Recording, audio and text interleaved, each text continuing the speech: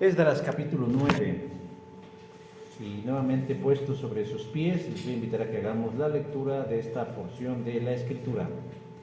Esdras capítulo número 9. Vamos a hacer la lectura de forma alternada. Yo inicio el verso 1, ustedes el verso 2, y nos juntamos en el verso 15 del libro de Esdras, del sacerdote Esdras, en su capítulo 9. Amén. Amén. Dice así: acabadas estas cosas, los príncipes vinieron a mí diciendo: el pueblo de Israel y los sacerdotes y levitas no se han separado de los pueblos de las tierras, de los cananeos, heteos, fereceos, jebuseos, amonitas, moabitas, egipcios y amorreos, y hacen conforme a sus abominaciones. Porque han tomado de las hijas de ellos para sí y para sus hijos, y el linaje santo ha sido mezclado con los pueblos de las tierras, y la mano de los príncipes y de los gobernadores ha sido la primera en cometer este pecado. Cuando oí esto, rasgué mi vestido y mi manto, y arranqué el pelo de mi cabeza y de mi barba, y me senté angustiado en extremo. Y se me sentaron todos los que detenían las palabras del Dios de Israel, a causa de la interpretación de los cautiverios. Mas yo estuve muy angustiado hasta la hora del sacrificio de la tarde. Y a la hora del sacrificio de la tarde me levanté de mi aflicción, y habiendo rasgado mi vestido y mi manto, me postré de rodillas y extendí mis manos a Jehová mi Dios. Y dije: Dios mío, confuso y avergonzado estoy para levantar, oh Dios mío, mi rostro a ti, porque nuestras iniquidades se han multiplicado sobre nuestra cabeza, y nuestros delitos han crecido hasta el cielo. Desde los días de nuestros padres hasta este día hemos vivido en gran pecado, y por nuestras iniquidades nosotros, nuestros reyes y nuestros sacerdotes, hemos sido entregados en manos de los reyes de la tierra a espada, a cautiverio, a robo y a vergüenza que cubren nuestro rostro como hoy día. Y ahora por un breve momento ha habido misericordia de parte de Jehová nuestro Dios, para hacer que nos quedase un remanente libre y para darnos un lugar seguro en su santuario, a fin de alumbrar a nuestro Dios nuestros ojos y darnos como vida en nuestra servidumbre. Porque siervos somos, mas de nuestra servidumbre no nos ha desamparado nuestro Dios, sino que inclinó sobre nosotros su misericordia delante de los reyes de Persia, para que se nos diese vida para levantar la casa de nuestro Dios y restaurar sus ruinas y darnos protección en Judá y en Jerusalén. Pero ahora, ¿qué diremos, oh Dios nuestro, después de esto? Porque nosotros hemos dejado tus mandamientos, Que prescribiste por medio de tus siervos los profetas, diciendo: la tierra a la cual entráis para poseerla, tierra inmunda es a causa de la inmundicia de los pueblos de aquellas regiones, por las abominaciones que le han llenado de uno al otro extremo con su inmundicia.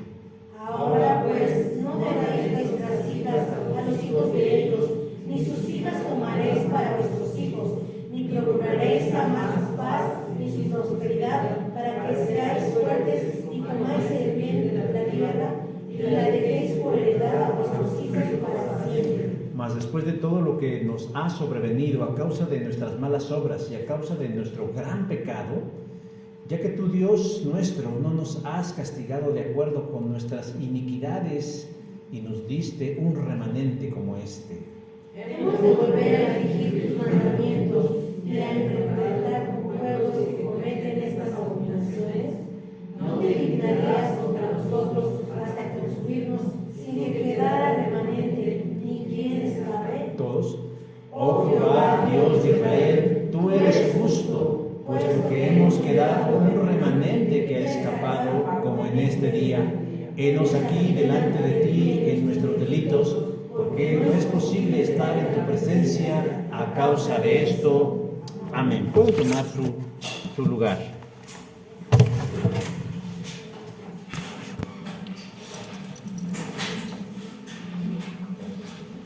Me traen mi bebida sagrada. Es agua, simplemente agua. Nunca voy a olvidar cuando le decían a mi padre: pastor, sus hijos tienen que tener una pareja que sea de la misma iglesia. No pueden andar con personas en yugo desiguales. Logré ver a mis hermanas llorar por personas que realmente valían la pena, personas de buenos sentimientos y con buenos principios. También las vi involucrarse con personas de la iglesia que decían que eran grandes siervos del Señor y siervas, pero al final eran lobos vestidos de oveja. No todo lo que la iglesia te venda, no todo lo que la iglesia te meta en la cabeza es real, porque hoy en día existen muy buenas personas, con muy buenos principios y son personas reales, mientras hay otros que se comen la Biblia a pedazos y terminan siendo lobos vestidos de ovejas. Estas son las palabras de un joven, no tan joven, hijo de un pastor que subió su video a la red social de TikTok.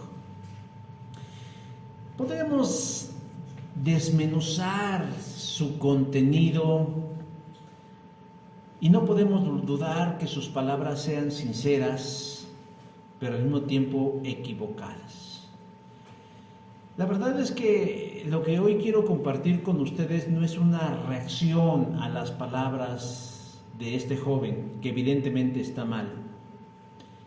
Porque además de reducir el cristianismo y de anteponer sus afectos personales a la voluntad de Dios, refleja lo que pudiera ser una justificación, pero no lo es, a su ignorancia y a su rebeldía nata propia de quienes no han nacido en Jesús.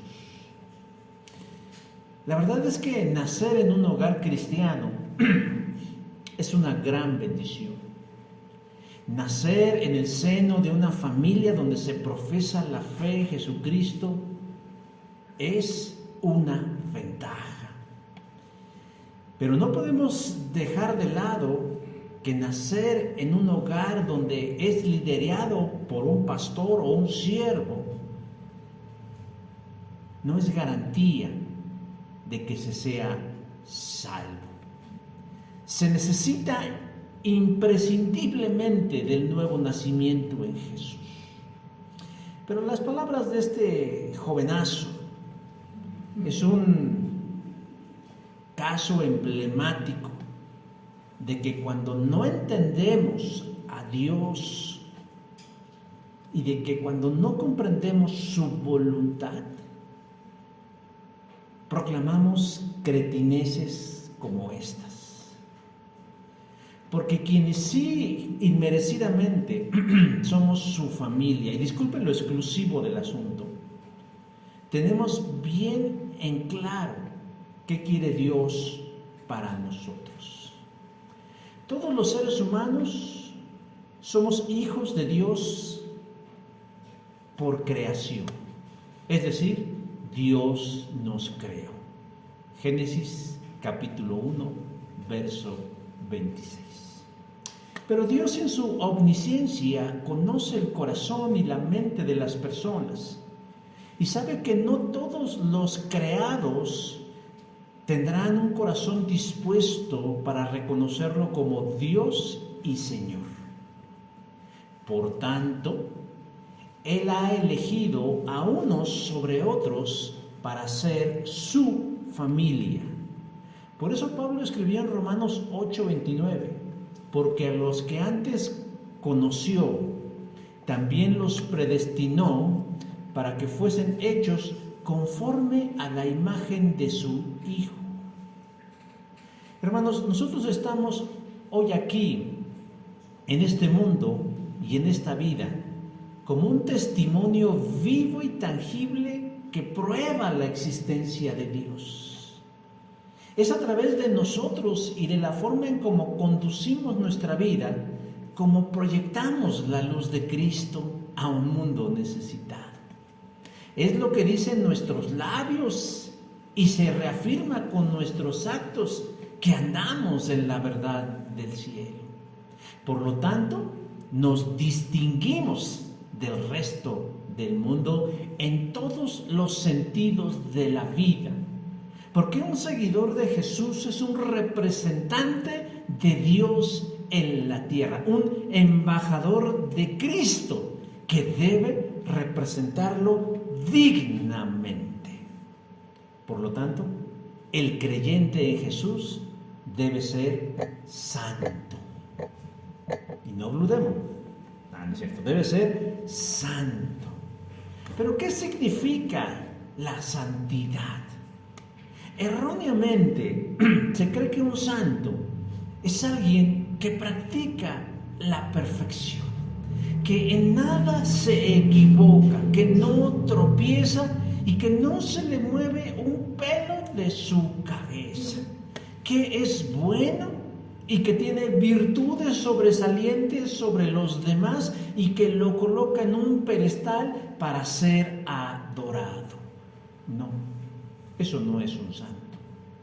La palabra santo significa apartado o consagrado.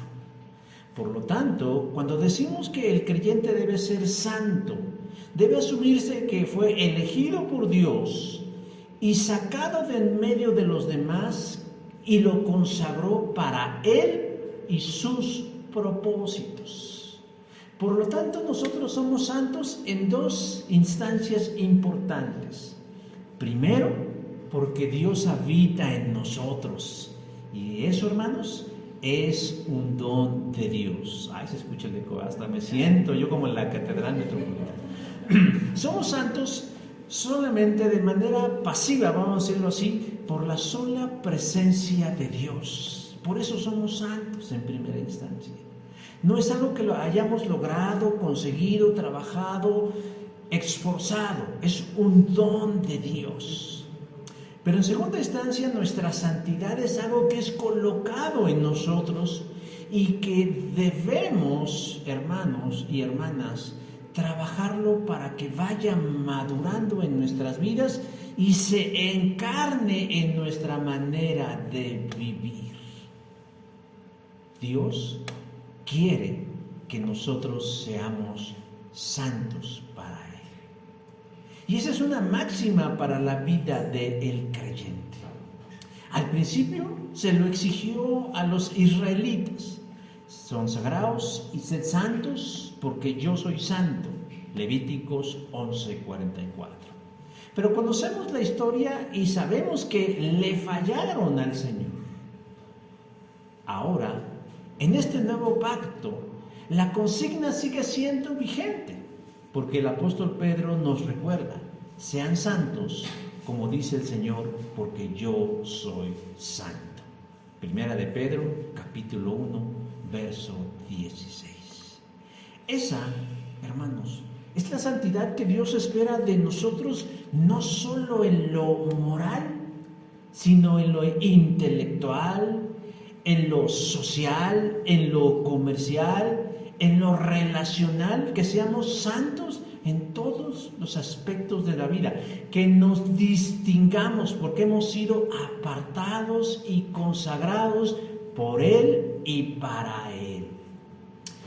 El sacerdote Esdras, junto con Zorobabel, son parte de los judíos que regresan a Jerusalén luego de 70 años de cautiverio babilónico. Evidentemente ellos no nacieron en Jerusalén, pero pertenecen al pueblo de Israel. Son esa generación que nació fuera del pueblo, fuera geográficamente del pueblo de Israel, pero que tenían un gran amor por ellos. Y regresan con una consigna específica: reconstruir el templo. Pero más que reconstruir el templo, era restituir la vida de adoración litúrgica y cúltica al Dios de ellos. Por gracia de Dios, el rey Ciro de Persia, a quien Dios le reveló esto, les permitió y les proveyó de los recursos y el tiempo para que cumplieran su misión. Libro de Esdras, capítulo 1, versos del 1 al 4. Pero cuando llegan a las ruinas de lo que era la ciudad de Jerusalén y la gente que estaba ahí, se encontraron con una situación mucho más compleja que solamente reconstruir un templo.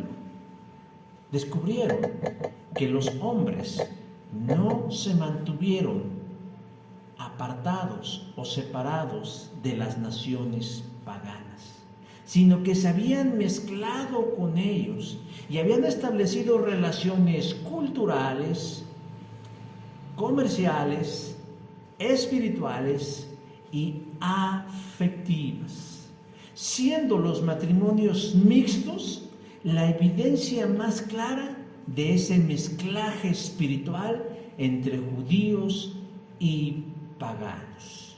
Algunos habían conocido a sus mujeres en ese contexto de desbalagamiento del reino, pero algunos otros que habían regresado abandonaron a sus mujeres judías y tomaron para sí mujeres extranjeras para hacer vida de pareja. ¿Qué refleja todo esto? La pobreza espiritual de algunos del pueblo de Dios, como sucede hoy en día. Igualito. Hombres y mujeres que en lugar de asumirse como parte de esa nación santa, linaje escogido de Dios, se mezclan de manera indiscriminada con lo pagano y establecen relaciones profundas, significativas con los que no tienen comunión con Dios y la luz de la eternidad.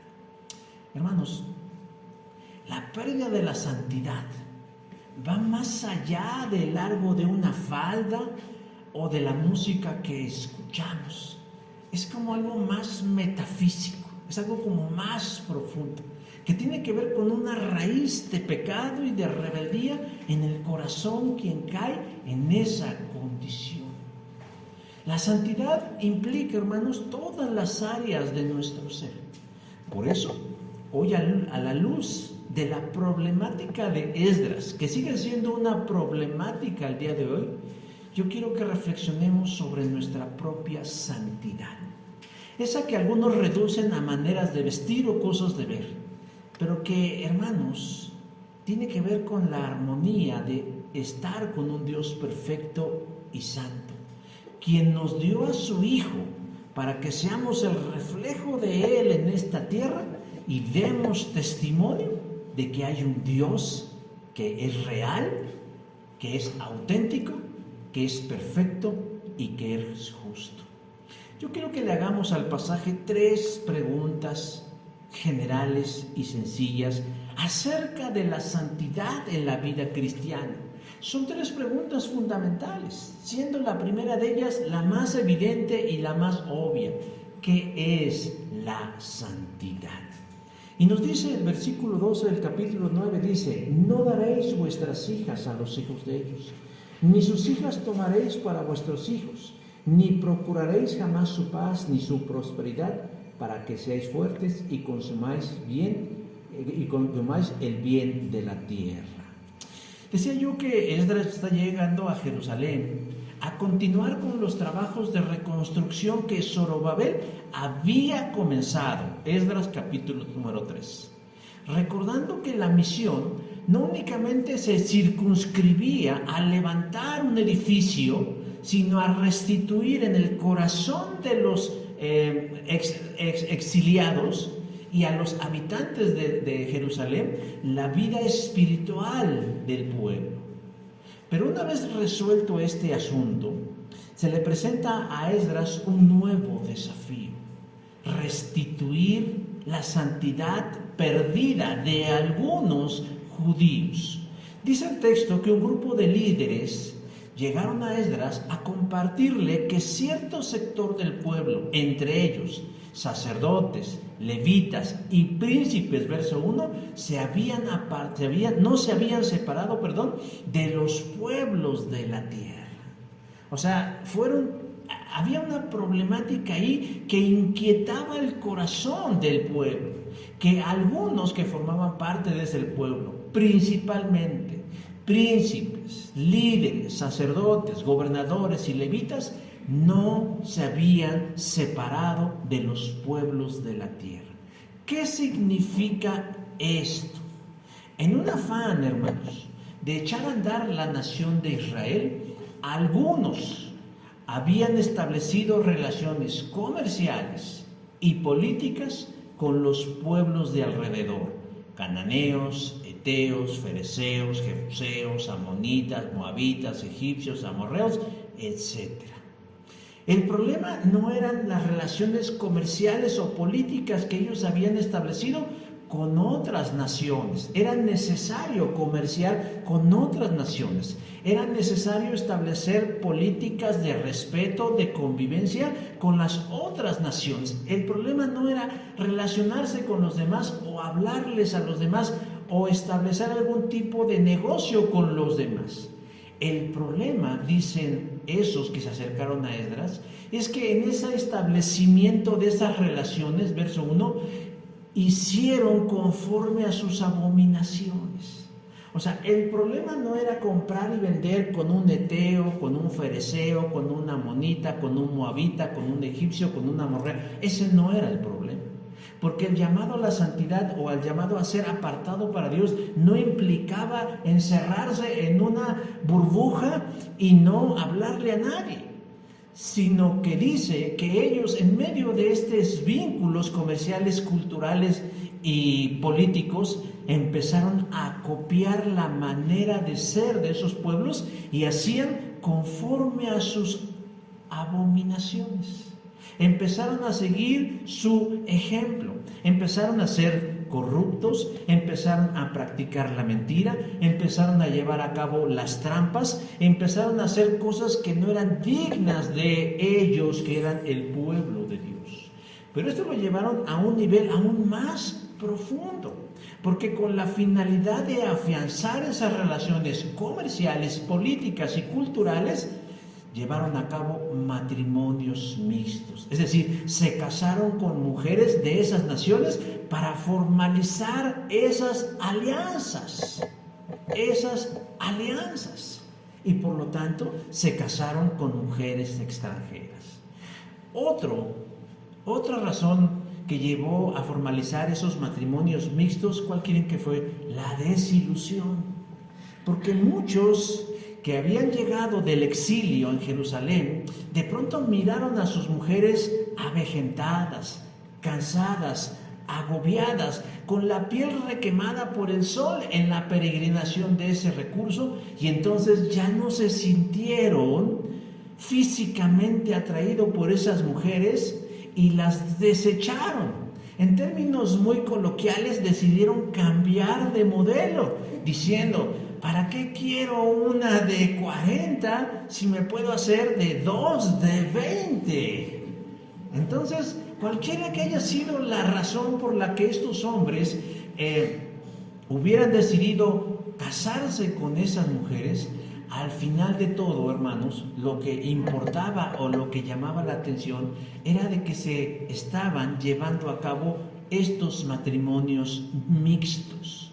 Pero decía yo, el asunto no era una cuestión étnica o de piel, sino era una cuestión de que, como decíamos al principio, se convertían a las costumbres paganas de ellas, se hacían conforme a sus abominaciones. ¿Recuerdan las palabras del principio cuando este hombre decía: es que yo he conocido gente buena y gente real y gente con buenos principios? Bueno, yo no dudo que haya gente así, pero en el ámbito espiritual, que es una cuestión muy profunda, cuando se establecen relaciones de esta naturaleza y de esta intensidad, siempre terminamos cediendo de un lado o de otro. Y lamentablemente, como nos platica el libro de Esdras, estos hombres terminaron cediendo en sus convicciones espirituales, haciendo conforme a las abominaciones de ella. ¿Qué significa esto? La palabra abominación, ya lo vimos en algún momento, proviene de la palabra toevá, que significa algo asqueroso, repulsivo y repugnante, que se relacionaba directamente con la idolatría.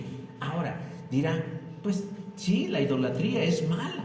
A los ojos de la luz, de la revelación, la idolatría no es algo bueno. Pero no es tan simple la idolatría. ¿Recuerdan ustedes cuando hablamos acerca sobre el tema de las madres que mataban a sus propios hijos, cuando hablamos de que los hacían pasar por fuego? Bueno, eso que hacían esas mujeres paganas, cuando vimos en ese momento el tema de que cómo ellas se entregaban a Baal y cómo a Astarot y a estas otras deidades a sus hijos, y de cómo eran pues sacrificados esos bebés, eso es parte de lo que nos debe nosotros llevar al significado de la palabra: algo repulsivo, algo repugnante, algo asqueroso, algo abominable. Por eso se relacionaba con la idolatría.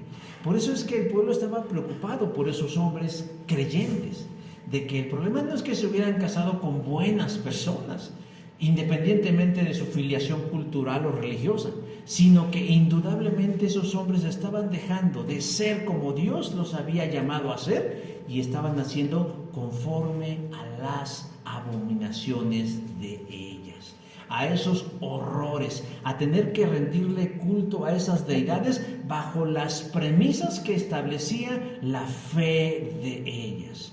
Pero sobre todo, hermanos, es porque esto tenía que ver como una afrenta directa al Dios de ellos. Estaban violando francamente la ley de Dios. ¿Qué nos dice Éxodo 25 en relación a la idolatría? No te inclinarás a ellas, ni las honrarás, porque yo soy Jehová tu Dios, fuerte y celoso. Yo a veces no alcanzo a entender el carácter de Dios, pero Dios no me llamó a entender su carácter, sino a seguirle y a creerle. Y digo esto de que no alcanzo a entender, pero yo trato de darme cuenta que a Dios le ofende, a Dios le molesta, a Dios no le gusta la idolatría, porque es de alguna manera una ofensa a Él. Por eso es claro en su palabra cuando dice: no te inclinarás a ellas, ni las honrarás, porque yo soy Jehová, tu Dios, fuerte y sobre todo, ¿qué? Celoso. A Él no le gusta. Entonces la gente creyente de ayer y hoy ve vincularse románticamente como algo trivial o como un derecho sin consecuencias. Pero es algo más profundo que eso, hermanos. Bueno, pero sigamos. Estos hombres se habían casado con mujeres extranjeras y hasta habían tenido hijos, versículo número 2. Y entonces estos que estaban hablando con Esdras le señalan la gravedad del asunto. Verso 2 dice: el linaje santo se ha mezclado con los pueblos de la tierra. O sea, ¿cómo se visualizaban ellos? Como una nación santa, como un pueblo escogido, como seres que inmerecidamente habían recibido un favor de Dios. Tal vez no alcanzaban a entender todas las cosas que hoy nosotros como seguidores de Cristo entendemos, pero entendían que ellos eran el pueblo santo de Dios. Y por eso van con esa premisa de decirle a Esdras: el linaje santo se ha mezclado con los pueblos de la tierra. Pero si eso no era suficiente, había que añadirle lo que decía al principio, que no solamente algunos lo habían hecho, sino que entre esos algunos se encontraban líderes, gobernadores, sacerdotes y levitas. ¿Quiénes? Quienes debían dar el ejemplo, quienes debían de ser el modelo de aquello que implicaba ser un modelo de consagración y congruencia delante del Señor. ¿Con qué cara nos paramos al frente de unos y les queremos marcar el camino cuando uno mismo también se encuentra igual de perdido, igual de extraviado o igual de pecador que aquellos a quienes pretendemos guiar? Obviamente la reacción de Esdras ante estas palabras nos puede parecer desproporcionada, porque él escucha esto y nos dice, versículo 3, que la reacción de Esdras fue: rasgué mi vestido, rompí mi manto y arranqué cabellos de mi cabeza y de mi barba y me senté angustiado en extremos. Si esta reacción la hubiera visto el joven de al principio, le hubiera dicho: tranquilo, ¿por qué tan intenso? No exagere, no es para tanto. Pero no es así. Esdras estaba horrorizado. Esdras estaba estupefacto, devastado, aturdido. Eso es lo que significa la frase: sentí angustia en extremo. Y alguien dirá: ¿no es muy exagerada la forma de reaccionar de Esdras? Sí, si le preguntan a un cristiano carnal. Sí, si le preguntan a un hijo de pastor que no ha entendido la naturaleza del caminar cristiano. Sí, para aquel que no le ha caído el 20 acerca de lo que implica ser santo bajo los términos de Dios. ¿Saben? Uno de los argumentos de este joven que platicaba yo al principio es que dice: hoy en día existen buenas personas con muy buenos principios y son reales. Bueno, que antes no existían, pero bueno, él dice que existen. Ese no es el punto. El punto es que si Dios te dice algo y tú no lo cumples, tú estás en rebeldía. Tú estás fuera de su voluntad, tú estás fuera de tus propósitos y tal vez sin la conciencia de vida estás escupiendo sobre su voluntad y le estás diciendo: yo sé más que tú. Yo sé más que tú.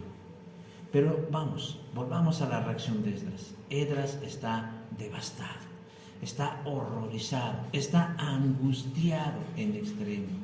Y hay otros que se unen al clamor y al dolor de Esdras. Versículo 4 dice: y se me juntaron todos los que temían la palabra del Dios de Israel. Pero no hemos contestado la pregunta: ¿qué es la santidad? La santidad es algo inherente a la persona de Dios. Dios es santo. Así lo declara la Confesión de Fe de Westminster, que dice: Dios es un espíritu infinito, eterno, inmutable en su ser, sabio, poderoso, santo, justo, bondadoso y verdadero.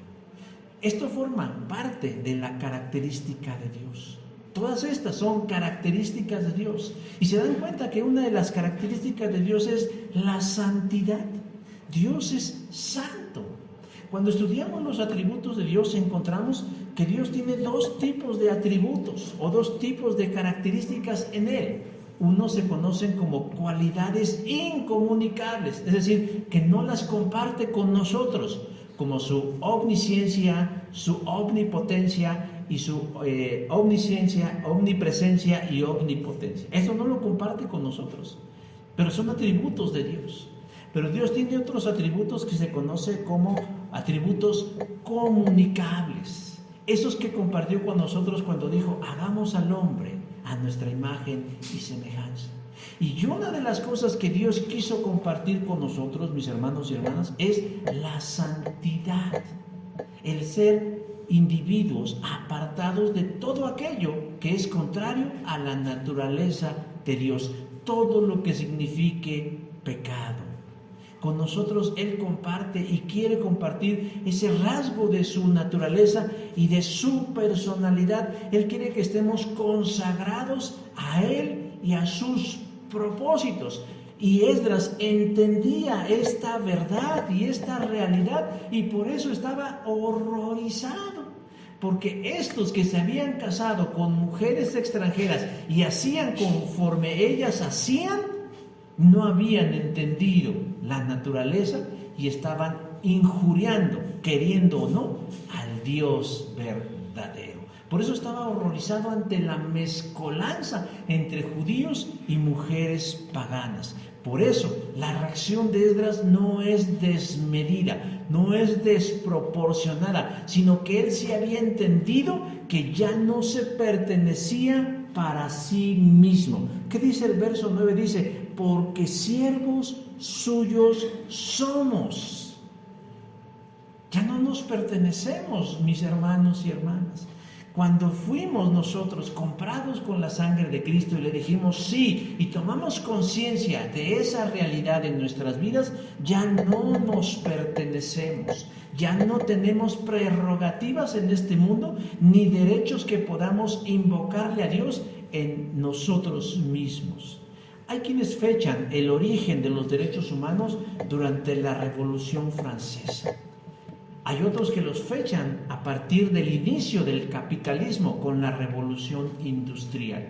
Pero independientemente de cuándo se originaron los derechos humanos, que han sido un enorme parteaguas en la igualdad de nuestras sociedades, últimamente muchos los utilizan para justificar su pecado delante de Dios. Esta es mi vida y tengo derecho a hacer con ella lo que quiero. Pues les tengo noticias, porque cuando llegamos a ser cristianos, ya no podemos utilizar ese argumento delante de Dios diciendo, es mi derecho, es mi vida y yo voy a hacer lo que me venga en gana. Si yo he nacido de nuevo, si yo soy un seguidor de Cristo, dice el versículo 9 de Esdras 9, soy siervo suyo, soy su siervo, le pertenezco y lo que Él decida para mí está bien, es bueno. Y si Él quiere apartarme en todos los ámbitos de la vida para consagrarme a sus planes y a Él mismo, eso es bueno. Cuando alguien no ha comprendido esto y actúa ejerciendo su derecho, le está diciendo a Dios que Él puede elegir mejor que Dios, que Él tiene mejor capacidad para ver la vida que Dios. Pero eso, hermanos, es rebeldía, obstinación y están actuando bajo el principio de la carne, justificándose, creyendo que ser santo coarta nuestra libertad y nuestro bienestar. Pero no es así. Cuando nosotros nos ajustamos a la voluntad de Dios, vivimos y andamos en la voluntad del Padre, es cuando estamos verdaderamente libres. Porque dice Jesús, y conoceréis la verdad, y la verdad os hará libres. La segunda pregunta que le damos al texto es, además de qué es la santidad, es ¿qué pasa cuando yo pierdo mi santidad? Verso 7. Hemos sido entregados en manos de reyes de la tierra, a espada, cautiverio, robo y a vergüenzas. Bueno, Esdras está ahí, se le unen otros, dice, a causa de la prevaricación de los del cautiverio, verso 4. Se quedan ahí, lamentándose, llorando, tratando como de aclarar en su mente por qué pasa lo que pasa.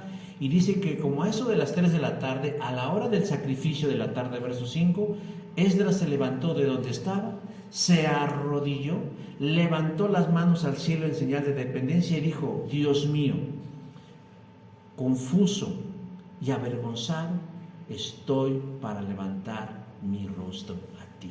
Verso 6.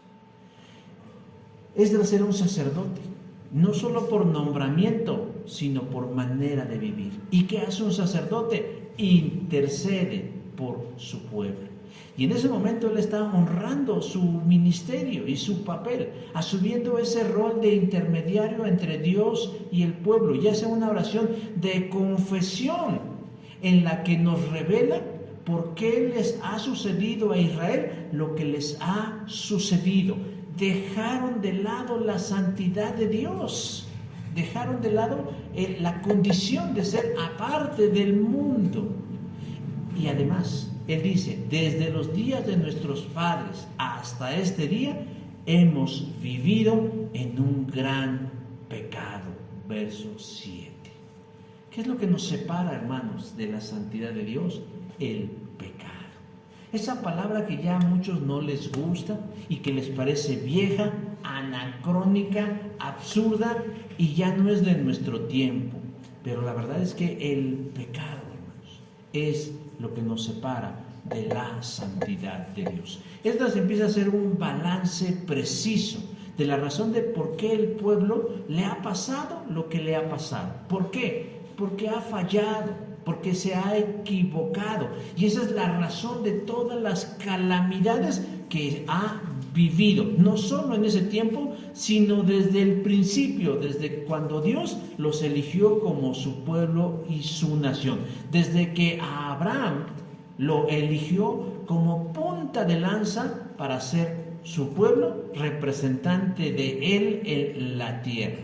Tuvieron que haber aprendido algo, pero lo único que aprendieron es a seguir los dictados de su negro corazón. Se equivocaron una, se equivocaron dos, se equivocaron tres, se equivocaron cientos de veces y no aprendían de la experiencia. Por eso dice el verso 7, hemos sido entregados en manos de los reyes de la tierra a espada, cautiverio, a robo y a vergüenza. O sea, como que le cayó el 20 a Esdras, dijo, pues por eso estamos como estamos. Por eso nos va tan mal como pueblo. Por eso somos la vergüenza del mundo. Porque nos hemos apartado de nuestro Dios. Y es curioso. Esdras era un hombre irreprensible, intachable, con una alta moral. Sin embargo, hacía suyo el pecado de los demás, diciendo, por culpa de unos cuantos, todos hemos sido perjudicados. Por culpa de unos cuantos, aunque fuera de uno o de dos o de tres del pueblo, todos hemos sufrido la afrenta de parte de Dios. Esto me trae a la memoria el reino del norte y el reino del sur. Cuando ustedes lean el Antiguo Testamento, se van a dar cuenta que luego de pronto habla de un reino en el norte y luego habla de un reino en el sur. Si ustedes se acuerdan, antes no había reyes, pero el pueblo pidió un rey y Dios le dio un rey. ¿Quién era? Saúl, que reinó 40 años y luego ascendió al trono David. No vamos a hablar de los detalles, pero bueno. Y luego reinó durante otros 40 años y subió al trono Salomón. Y reinó otros 40 años y iba a subir a su trono su descendiente, su hijo Roboam. Si ellos hubieran mantenido bajo el plan de Dios, la dinastía de David hubiera continuado en ese reinado. Pero Roboam siguió los dictados de su corazón y el consejo de los jóvenes, y el reino se dividió en dos: el reino del norte y el reino del sur. En el reino del norte bajo el liderazgo de Jeroboam y el reino del sur bajo el reinado de Roboam. En el norte se quedaron 10 tribus y en el reino del sur se quedaron 2. En el reino del norte no había templo, mientras que en el reino del sur sí. ¿Qué hizo el reino del norte? Bueno, nos quedamos sin templo, nos quedamos sin sacerdotes, nos quedamos sin levitas. Pues debemos tener vida espiritual. ¿Y qué creen que hicieron? Empezaron a copiar las costumbres de los países y de las naciones que estaban a su alrededor. Y en el monte Gerizim ellos construyeron un templo. Ellos construyeron un templo, ya haber sido un Frankenstein, o sea, pedazos de aquí, pedazos de allá, pedazos de más allá, y instalaron un culto a Dios. ¿Quién sabe a qué Dios ni de qué manera? Ellos instalaron su reino. ¿Qué nos dice la historia?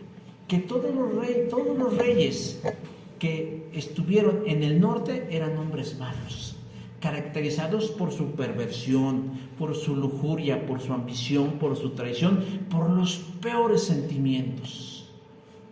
Y Dios les envió profetas, Oseas, Joel y algunos que otros por ahí. Dios les envió: arrepiéntanse, vuélvanse a Dios, busquen la alianza con Dios, arrepiéntanse, si no os sobrevendrá como ustedes el temible día de Jehová. No hicieron caso, hasta que un día Dios permitió que el rey de los asirios, Tiglat-Pileser III, llegara y arrasara con ellos, y no dejara títere con cabeza, y destruyera todo el reino del norte. No quedó nada. Los pocos sobrevivientes que, valga la redundancia, sobrevivieron a esa hecatombe, ¿qué hicieron?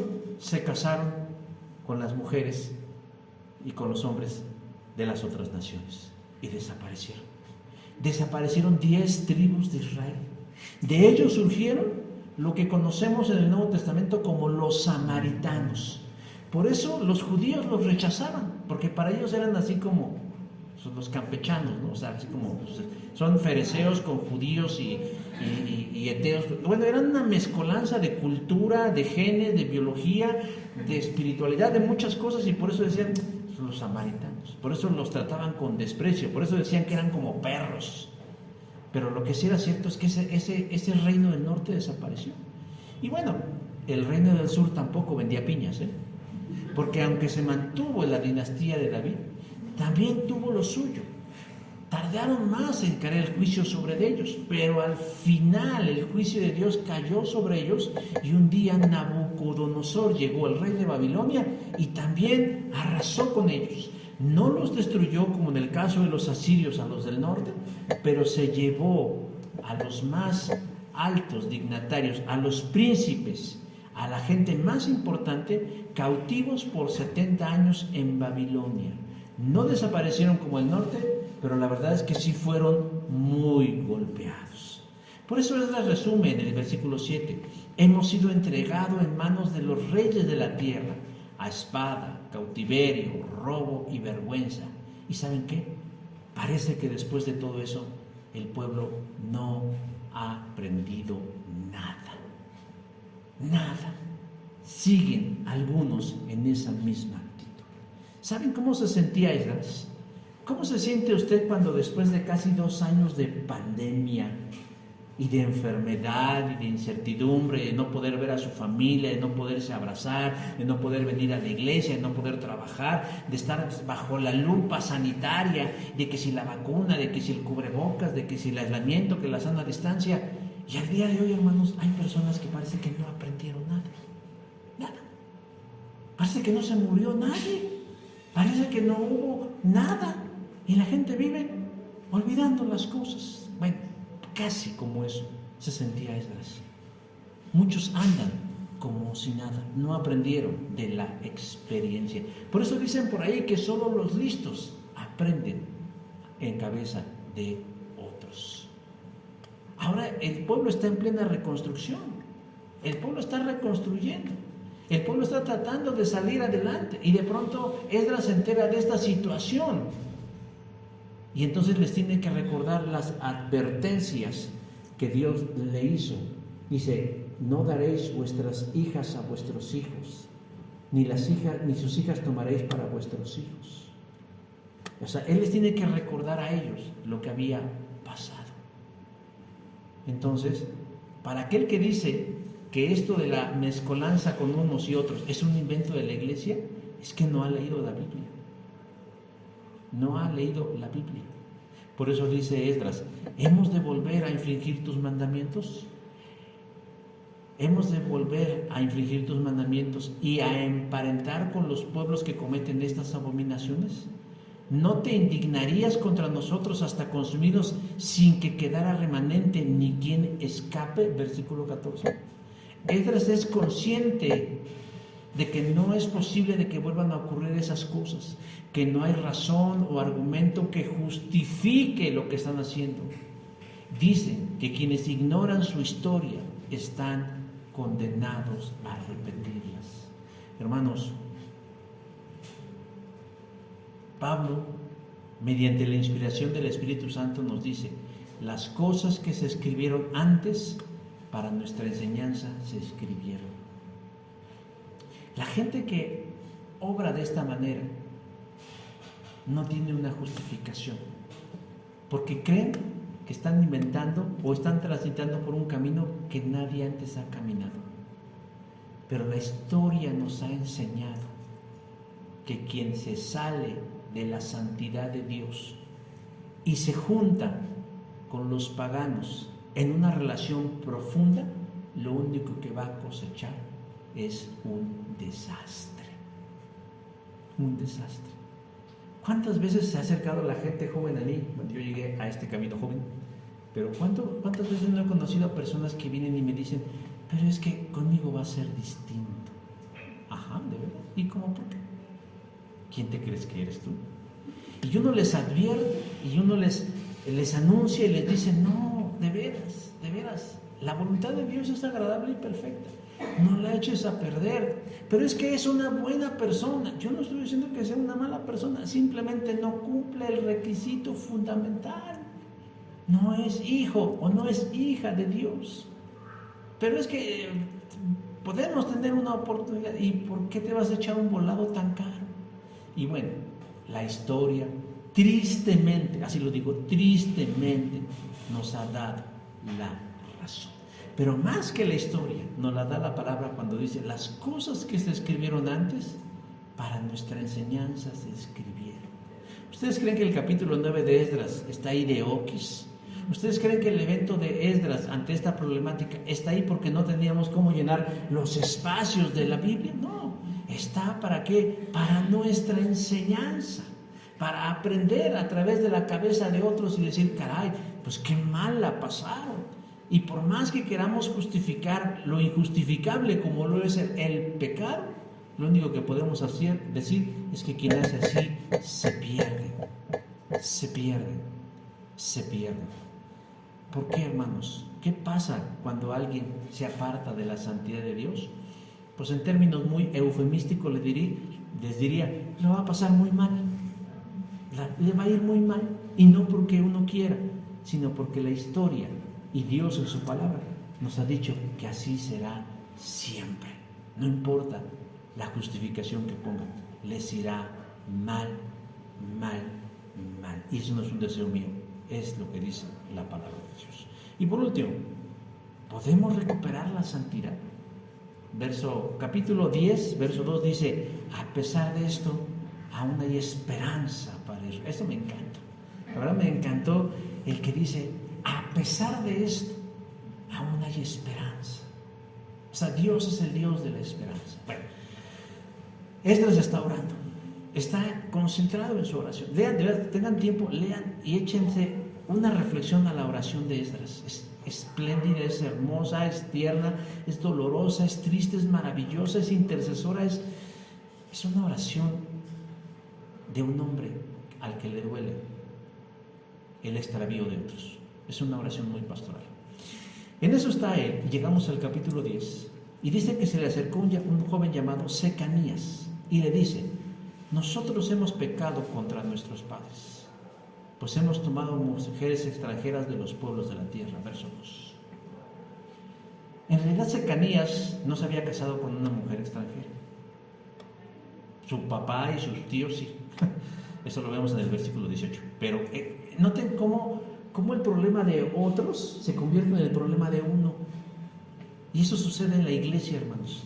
Porque además ¿y a usted qué le importa con quién me caso yo y con quién me ayunto yo y con quién me voy yo? Pues sí, fíjate que sí me importa, porque lo que tú haces a mí me perjudica, porque lo que a ti te sucede a mí me lastima. Y Secanías nos dice: nosotros hemos pecado contra nuestro Dios. ¿Cómo? Hemos tomado mujeres extranjeras de los pueblos de la tierra. Ajá.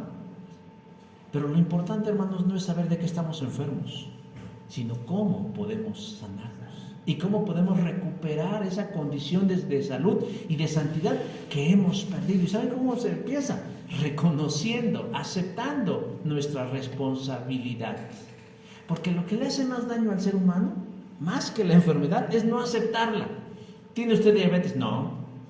¿Tiene usted insuficiencia renal? No. ¿Es que usted tiene...? No. Es que dice... No. La gente empieza a sanarse cuando dura y tristemente uno tiene que aceptar: si es cierto, soy diabético, sí, soy pecador. Ese es el primero y gran paso que alguien tiene que dar para empezar en un proceso de restauración, de salud, de recuperar algo que hemos perdido, de algo que ya no tenemos. No hay nada peor para el ser humano que el autoengaño, porque lo ciega ante lo evidente.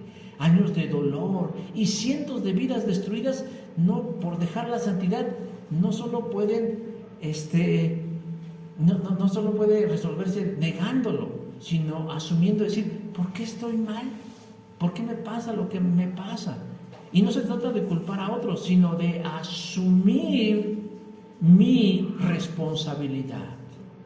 Pero Secanías, que es un hombre de fe, dice lo siguiente: a pesar de esto, porque es el que dice: a pesar de esto, aún hay esperanza para Israel. No importa, hermanos, si nos hemos alejado del Señor y si hemos tomado malas decisiones que nos han llevado a callejones sin salida. Como dice Secanías, a pesar de eso, aún hay esperanza. Aún no hay esperanza. Una de las influencias más predominantes entre los cristianos evangélicos proviene de la teología de Keswick. La teología de Keswick consiste en creer que podemos acercarnos a Dios simplemente dejando en sus manos las cosas. Esa es la teología de Keswick. ¿Sí han escuchado eso? En tus manos, Señor, dejo mis problemas y yo no hago nada. Así como cuando evangelizamos, ya evangelicé y dejamos en manos de Dios los resultados. Ya no hacemos nada. Hermanos, mucha gente cree que resolver los problemas es colocarse en una posición de stand-by, en una posición de reposo. Ustedes, no sé si ustedes, bueno, me imagino que sí van. ¿Tienen de esas televisiones o pantallas que cuando las apagan se pone un botón rojo? ¿Qué significa ese botón rojo?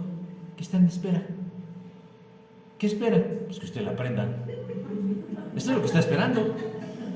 Esa es la posición que muchos adoptan ante una situación. Señor, reconozco mi pecado, reconozco que estoy mal y dejo en tus manos mi situación. No, mijo. Ya diste el primer gran paso. Ahora tienes que hacer algo. ¿Qué? Lo que nos corresponde al respecto. Secanías le dijo a Esdras: hagamos un pacto con nuestro Dios, verso 3. ¿Y en qué consistía el pacto? Despediremos a todas las mujeres y a los nacidos de ellos. ¡Wow! ¡Qué decisión tan fuerte y tan tajante propone Secanías! Despedir a las mujeres paganas con los hijos que tuvieron. Bueno, en estos días Secanías sería tachado de misógino, intolerante, insensible, antiderechos y demás, porque les está pidiendo que abandonen a esas mujeres, que se deshagan de esas mujeres y de sus hijos. Pero ante situaciones embarazosas, remedios anticonceptivos. Jesús también fue tajante en su apreciación respecto al pecado. ¿Qué dijo? Si tu ojo derecho te es ocasión de caer, sácalo y échalo de ti. Mateo 5:29. Y dijo lo mismo de las manos. Si tu mano es ocasión de pecar, córtalas. O sea, es una declaración tajante. Ahora, no estamos hablando en términos literales que Jesús decía sácate el ojo y córtate la mano, pero está hablando de la intensidad y la magnitud de una decisión que debemos tomar, que implique un gran esfuerzo y un gran sacrificio. Deshazte de eso que te hace pecar. Deshazte de eso. ¿Qué es? Pues puede ser una revista, puede ser un aparato, puede ser un trabajo o puede ser una persona. Puede ser una persona. En este caso, ¿quiénes eran? Sus esposas y sus hijos. Si lo que te hace perder la santidad de Dios es esa mujer, en este caso eran mujeres, pero puede ser, o ese hombre, o inclusive esos hijos, deshazte de ellos. Lo que les estoy diciendo, yo sé que los está escandalizando, pero deshazte de ellos. Porque son como rémoras que te están agarrando y no te dejan ser lo que Dios quiere que seas.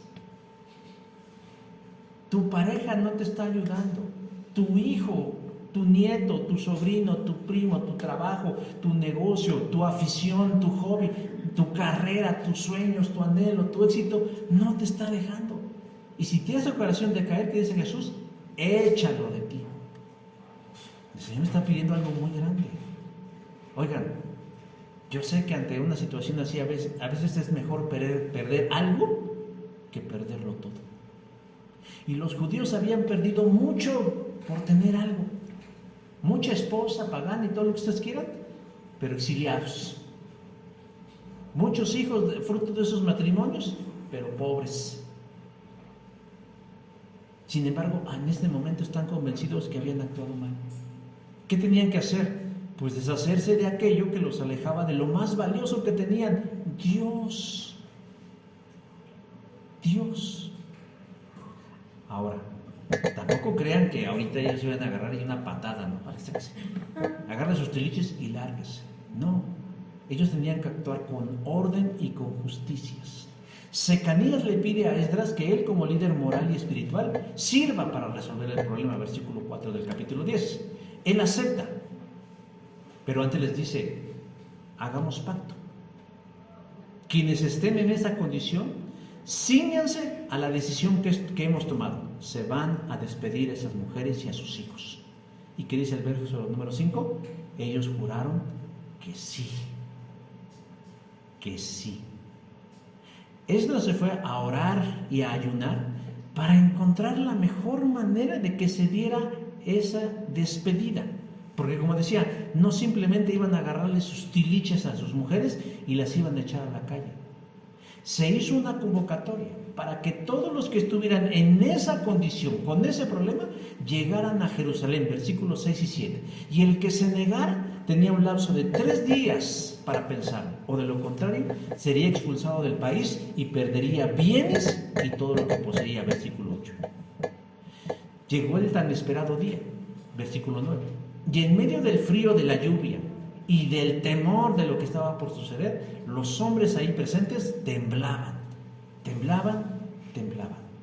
Y entonces Esdras les dijo: vosotros habéis pecado por cuanto tomasteis mujeres extranjeras, añadiendo así sobre el pecado de Israel. De por sí ya éramos pecadores, y ustedes todavía me traen este otro problema. Como dice el dicho, éramos muchos y todavía la abuela parió, pues no la muele, el versículo número 10. Y les exhorta a cambiar, basado en la resolución de Secanías: denle gloria a Jehová, hagan su voluntad, apártense de los pueblos de la tierra y de las mujeres extranjeras. Versículo 11. Es que aquí tengo versículo 119, creo que se me fue un dedo. Versículo 11. Y la inmensa mayoría de los que estuvieron ahí presentes dijeron: estamos de acuerdo. Verso 12. Menos 2 personas. 2 personas no estuvieron de acuerdo. Ahí dice en el verso 15 quiénes fueron, ¿va? El verso 15 dice: solamente Jonatán, hijo de Asael, y Azarías, hijo de Tikva, se opusieron a esto. Solamente 2. No era estadísticamente significante, entonces no los tomaron en cuenta. Pues de todos, solo 2 no estuvieron de acuerdo. Bueno, ahora, ¿cómo se va a resolver esto? ¿Cómo tenía que llevarse a cabo? Nombraron representantes y les dijeron: ¿saben qué? Esto se tiene que hacer de manera ordenada, de manera justa y de manera efectiva. Y por lo tanto tuvieron 4 meses para llevar a cabo la despedida de estas mujeres. ¿Cómo lo hicieron? Se entrevistaron con cada una de esas parejas y, en términos muy coloquiales, les leyeron la cartilla y les dijeron: tú sabes que eres una mujer extranjera, deseas unirte al pueblo de Dios por convicción y en libertad. Y hubieron muchas que dijeron sí, valoraron su matrimonio y dijeron: sí, amo a mi marido, amo a mi familia, creo en el Dios de mi esposo, en el Dios de mi pareja, yo me quedo. Y ese gran número de personas que estaban en esa condición de matrimonios mixtos se redujo únicamente a 110 personas, 110 parejas, 110 mujeres que dijeron: no, yo adoro mi idolito, yo estoy firme. Pero usted se va a ir entonces. Sí, me voy. Y se va a ir con su hijo, sí. Pero no se fueron, creen ustedes, con una mano delante y otra atrás. Los hombres, como pena, se comprometían a despedir a esas mujeres y hacerse cargo de su manutención y de su cuidado en el lugar donde ellas decidieran vivir. O sea, no las aventaron ahí como basura. No, señora, usted se va a regresar a su pueblo. Le dieron una dote, una buena dote como despedida, y aparte el compromiso que toda la necesidad física, económica, moral y espiritual dependía de sus padres. Esos hombres no se desatendieron de sus niños, sino que continuaron y dijeron: aunque sea mi hijo y allá, yo me sigo haciendo cargo de ellos. Pero hubieron quienes abrazaron la fe del Dios de sus esposos y se sumaron al pueblo de Dios. Entonces, y las que decidieron, que fueron más o menos 110, no quedaron ni solas ni desamparadas. partir del versículo 19 hasta el versículo 44, te da una lista de quienes sí tuvieron que separarse de sus esposas e hijos en aras de restablecer la comunión y la consagración con Dios. Claro, les voy a decir algo. Siempre será mejor prevenir que resolver. Siempre será mejor tener una visión antes de hacer las cosas que después de haber hecho las cosas. Nos puede parecer duro la forma en cómo Dios guió a Esdras y a los demás a resolver este problema, pero ante dos males siempre se escoge por el menos mal de ellos. Eso es lo que se llama el indubio, ¿eh? Ante esta situación se escoge el que tenga menos repercusiones. Y en este caso se valoró y dijo, ¿qué es más importante? Mi compromiso con Dios, mi consagración a Dios, mi santidad delante de Dios, mi integración con el Señor, que las otras cosas. Entonces concedo en este momento despedirme de aquello y quedarme con el beneficio mayor para mí y para los demás. El tema, hermanos, va más allá de un matrimonio o un noviazgo en yugo desigual. Estos solo son detalles de algo que muchas veces la gente no aprecia, y es la comunión con el Dios del cielo. Somos llamados a ser santos, apartados, a ser instrumentos en sus manos para el reino. Y ese apartarse implica guardarse de vincularnos de manera profunda, afectiva y romántica con un mundo sin Cristo que no nos puede ofrecer nada. No es un asunto de tradición eclesiástica, no es un asunto de un dogma eclesiástico, es un asunto de ajustarnos, que como hijos de Dios, Dios tiene una mejor cosa para nosotros en lo afectivo, en lo económico, en lo cultural, en lo espiritual, en lo relacional y en todos los sentidos, porque Dios es un Dios amoroso, es un Dios justo, es un Dios bueno y es un Dios santo. ¿Queremos algo fuera de Él?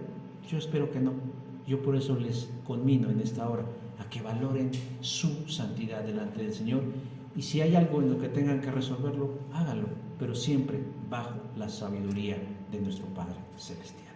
Les quiero invitar a que se pongan de pie y hagamos una oración sobre esta palabra hoy expuesta. Señor Dios, en esta hora queremos seguir el ejemplo de Esdras y orar, Señor, por nosotros que somos tu pueblo, no como perfectos unos sobre los otros, sino como parte de una misma cosa que es tu iglesia. Y te pedimos, Señor, en esta hora que si tú encuentras entre nosotros pecado, tú lo quites, tú lo perdones y tú lo limpies. Y si alguien, Señor, en esta hora tiene la necesidad de ponerse a cuentas contigo, lo haga de la mejor manera y que no pierda lo más por lo menos. Una afición, una relación, un gusto, un hobby, una manía, un hábito, algo, Señor, que le esté robando la santidad, la comunión, la intimidad, la cercanía, la utilidad de tus planes y tus propósitos, Dios, porque no se trata únicamente de saber en qué estamos mal, sino que hagamos lo propio en lo que tenemos que hacer. Señor, perdóname por no ser muchas veces todo lo claro y elocuente que debiera ser para que tu palabra se pueda exponer de la mejor manera. Pero yo descanso, Dios, en saber que tu Espíritu Precioso es el que obra en la mente y el corazón de los oyentes para que esta enseñanza, Señor, quede lo más exacta posible, porque no se trata de mí ni para mí, se trata de ti, Señor, se trata de tu iglesia, se trata de tu pueblo, se trata de tu reino, se trata de tus asuntos, se trata, Señor, de tu propósito en esta vida. Gracias, Señor, por todo esto y guíanos siempre bajo la dirección de nuestro Señor Jesucristo. Amén. Gracias, hermanos. Dios los bendiga.